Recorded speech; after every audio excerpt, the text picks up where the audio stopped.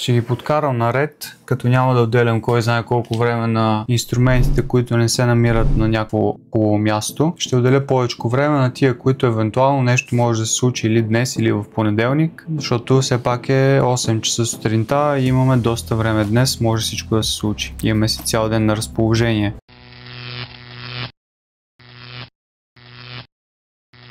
Инструментите, които не са на хубави места, само ще кажа по една-две думи за тях и ги прескачаме, няма нужда да увъртаме за нещо, което изобщо няма да ни е полезно. AUD USD, видяхме тук, че се отблъсна за пореден път, продължавайки по даунтренда.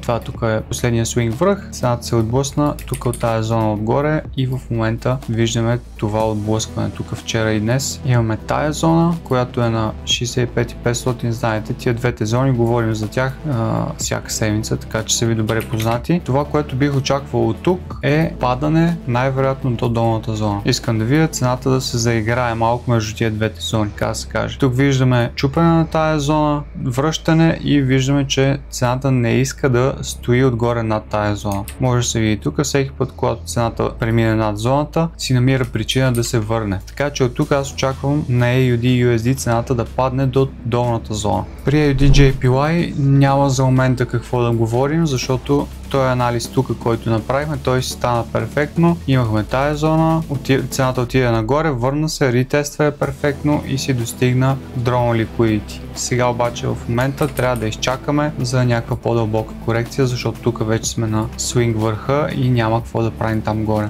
AUD CHF, аз тук съм в един трейд, който ви казах онзи ден за него и няма нищо ново тук. Продължавам да чакам този трейд и този тренд да продължи. Имаме си supply зоната на дневна графика там отгоре, откъдето аз си взех и трейда и просто искам да видя даунтренда да си продължи, като единственото нещо, което може да ни попречи е ето тая зона тук. Това е първата зона, с която ще се сблъска цената, така че евентуално там да наблюдаваме какво ще стане и от тук натам вече ако пробие тая зона надолу, смятам, че от тук до долу вече няма да има какво да спре цената. Това е за AUD CHF. А относно дали ще го държа този трейд през уикенда, не знам, още не съм решил. Зависи до къде е стигнала цената. AUD CAD, имаме тая зона. Ако цената я пробие по-късно днес, може да гледаме за ретест отдолу и продължение до тая зона отдолу, за която говорихме предишния път. Имаме тая зона, от която аз очаквах цената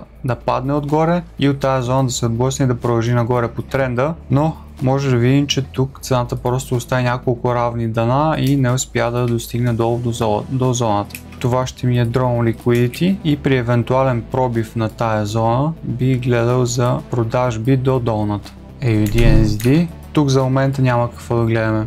Горе на тия върхове сме, далеч сме от тия зони отдолу, евентуално ако се върне може да си ги използваме, но тук за момента няма какво ново да кажа. Анализа си остава предишния. GBP/USD достигна Drawn Liquidity, дълго очаквания Drawn Liquidity, за който говорим е тук от септември месец. Най-накрая го достигна вчера и сега в момента вече тук малко ще има зачудване най-вероятно в цената. Това, което мога да кажа тук е да продължаваме да си следваме това, което се случва тук в момента. Смятам, че за момента това е най-добрият вариант, който имаме за търгуване, да гледаме просто моментния тренд, да гледаме там какво се случва и да търгуваме базирано на него. Тук съвсем ясно се вижда, че сме в даунтренд. Това ни е последното щупено дъно, тук ни е последния свинг връх, тук отдолу ни е последното свинг дъно, което още не е потвърдено. Още не се знае къде ще сложим дъно, но знаем, че това ни е свинг върха отгоре, значи този върх отгоре не би трябвало да бъде чупен. Може да гледаме за зони между този връх и каквото и да било тук дъно отдолу, което ще се формира. 1.33 кръгло продължава да е хубава зона, оттам ще продължавам да гледам за шортове. Ето това ще са двете главни зони, които ще гледам за шортове на GBP/USD.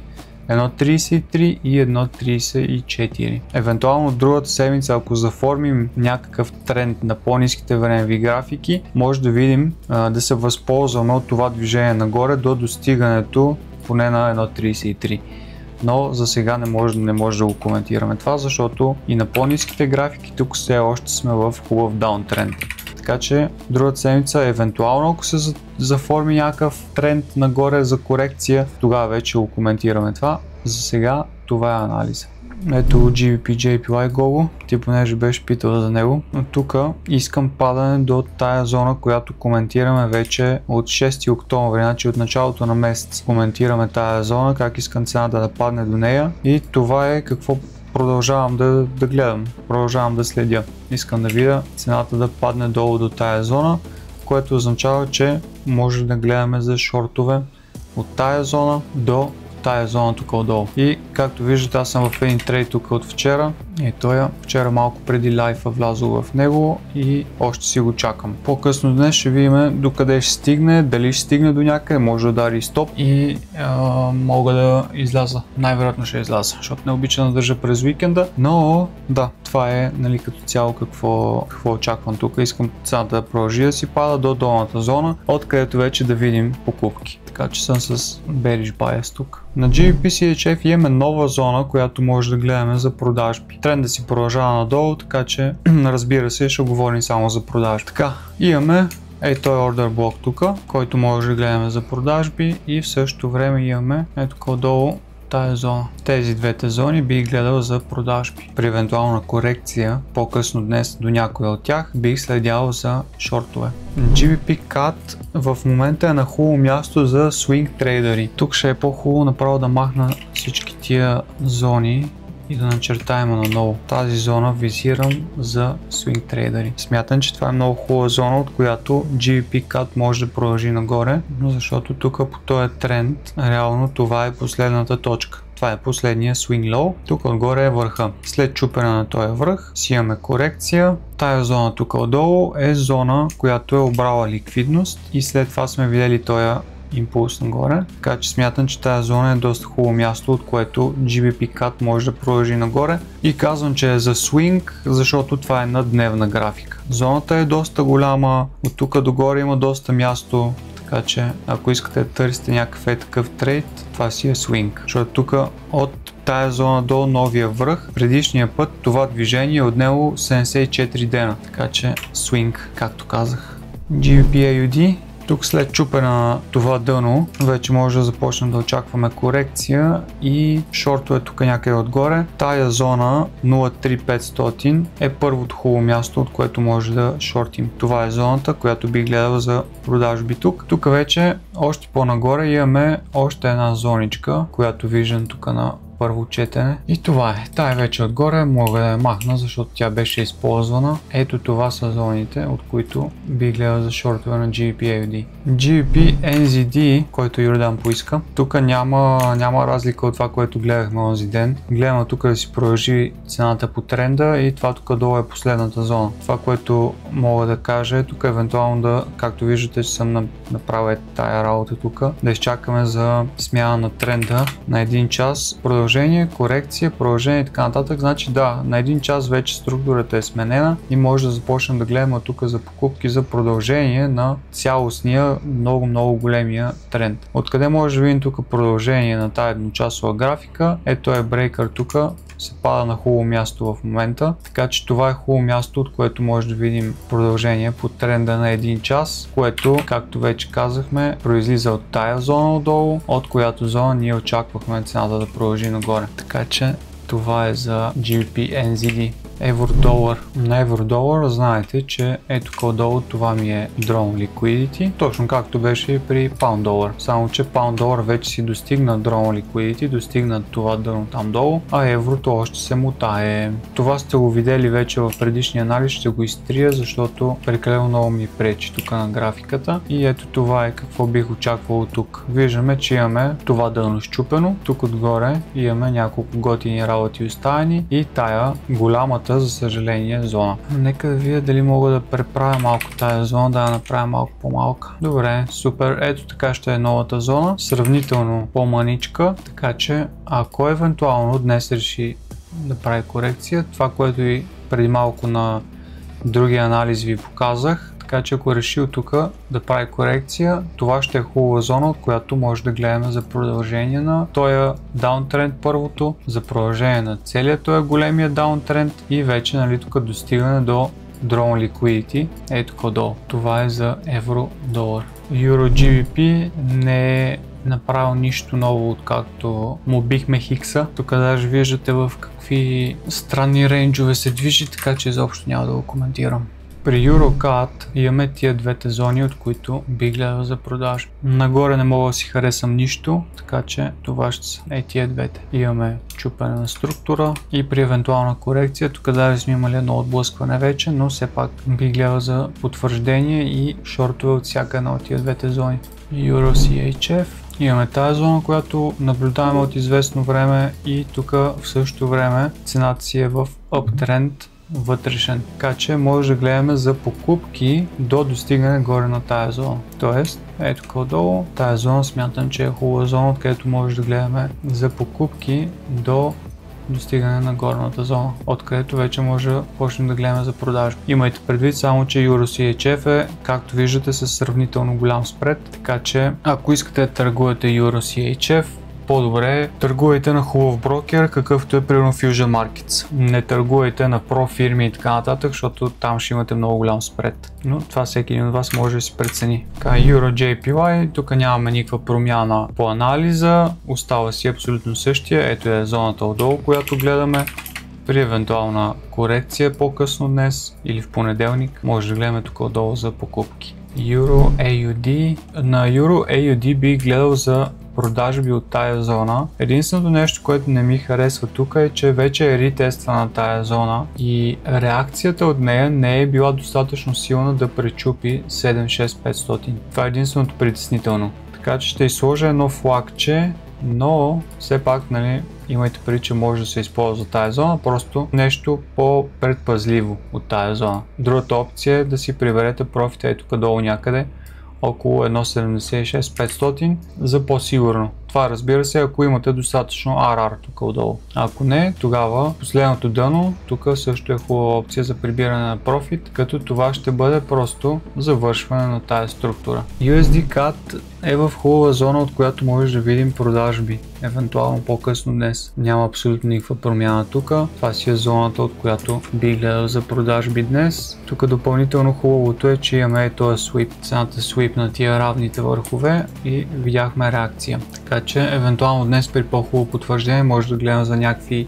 шортове, като тук, разбира се, ще е с малки таргети, защото не смятам да оставям със сигурност USD инструмент през уикенда, защото ако Тръмп реши да направи някое изказване, някакви тарифи, нещо, каквото и да било, и понеделник може да отвори с огромен гап на някъде. Така че със сигурност няма да държа USD позиция през нощта.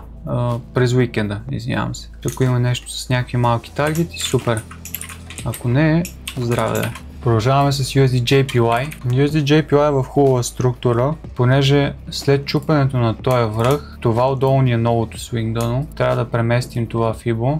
Тя всъщност сега, като преместих Fibonacci, тя не е толкова ниско тази зона, толкова високо всъщност. Добре, значи в такъв случай я маркираме тази зона и може да очакваме отблъскване от нея. Това е като цяло, можем да използваме и тази зона. Това е анализът за USD-JPY. USD-CHF, тук е пълно мазало. Добре, това е по-друго нещо. Така, имаме този големия даунтренд на USD-CHF, който коментираме от доста време. Не задължително ще се вземат тия върхове. Тук, където сме в момента, има ето тази зона, от която аз бих гледал за отблъскване. То даже вече има отблъскване от там. Тая supply зона е довела до чупенето на важна структура. И затова точно аз бих гледал за продажби от там. Ако цената евентуално се върне отново там днес, бих гледал за продажби. Поне до достигането на тая долната зона. Тук вече бих гледал как реагира цената, дали реагира. Ако се щупи и се ретества, може даже да добавя към позицията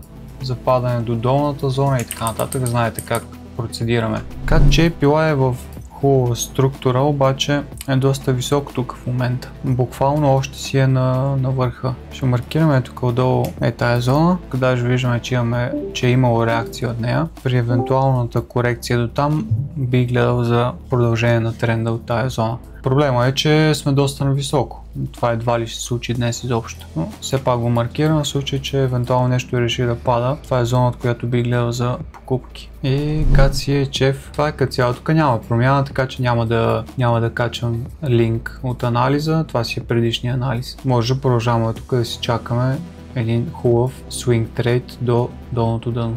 NZD, USD, тук няма какво ново да кажем, просто си чакаме тая зона да си свърши работата. Тук няма просто какво друго да правим в момента, който е влязъл тук горе, просто да си чака трейда. Тук на NZD CAD няма като цяло какво да правим и тук като на NZD USD сходна ситуация, просто чакаме да си завърши този тренд. Тук който е влязъл, който не ще чака, няма какво друго да правим. NZD CHF.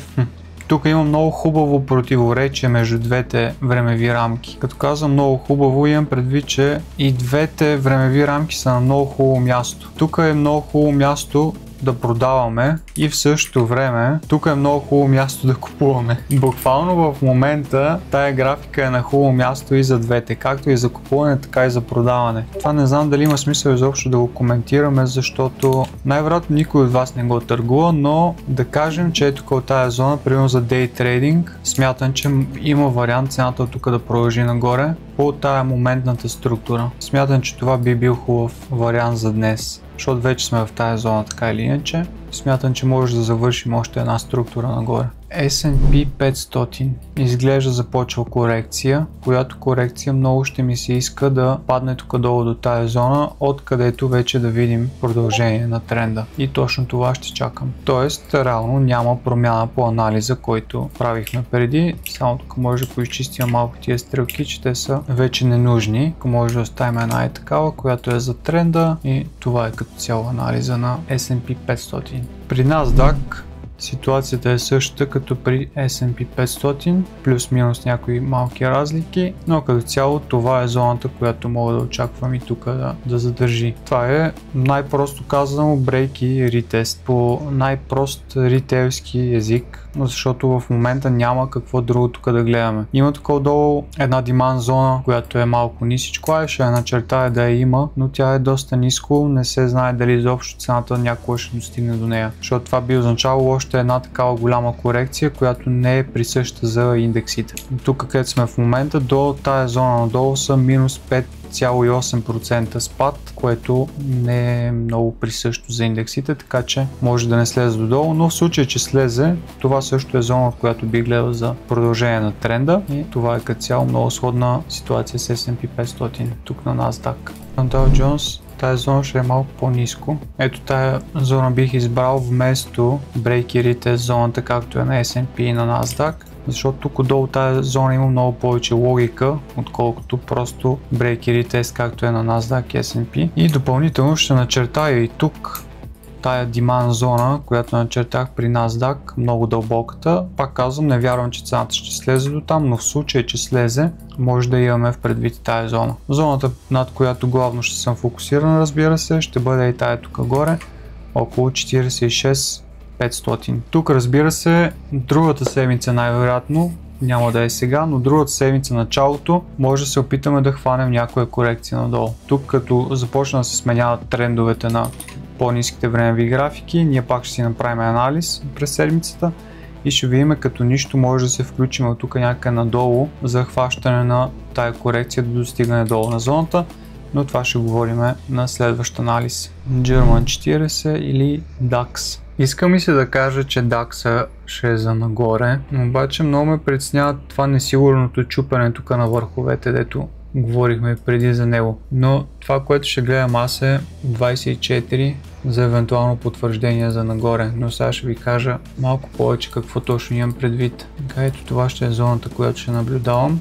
Тук ако паднем на 1 час, някои от вас може би вече го забелязаха, но имаме тая много хубава трend линия, която се е формирала. Това ще е един от първите ни сигнали, които аз ще чакам за нагоре. Искам да видя тая трend линия да бъде изчупена. Не е най-силният сигнал на света, но в случая няма какво друго да използваме. Първоначалното нещо, което поне трябва да се случи от тук е, понеже виждате това стесняване надолу на цената, без значение дали е тренд линия или каквото и да е. Сега не ме разбирайте буквално.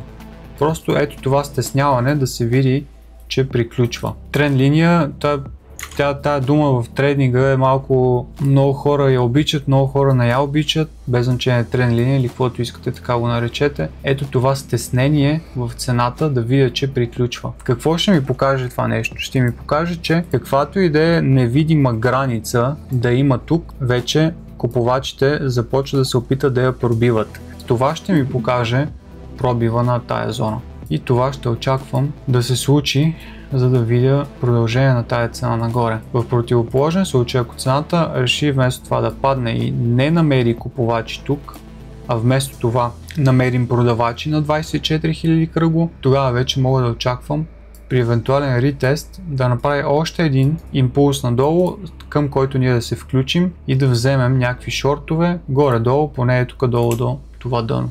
Така че това са двата варианта при DAX или German 40, German 30, кой където го търгува с различни имена.